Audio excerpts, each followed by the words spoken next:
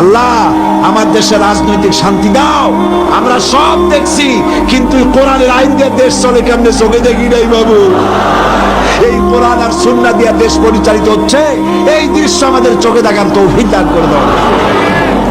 মূল্যবান ভোট আপনি কাকে দিবেন এটা সম্পূর্ণ আপনার বিষয়।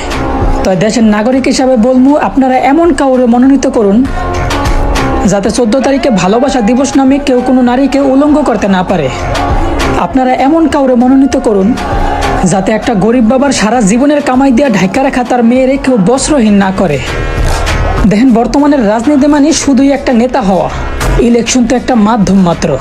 তাই নিজের 500 টাকায় বিক্রি করে নিজের অমূল্য ভোটটা এমন কাউরে দিয়ে দিয়েন না যাতে সামনে 5 থেকে 10 বছর আপনার আফসোস করতে হয়। আপনার মূল্যবান ভোট আপনার হাতেই আছে, আপনি খুব ভালোভাবেই জানেন আপনারা কি করতে হবে। আসলে শুনছি বুদ্ধিমানের জন্য নাকি ইশারাই যথেষ্ট, তবে এখন কাউরে ইশারা দিলেও হয়ে যায় অতিষ্ঠ। কি একটা সময় আইলো রে ভাই।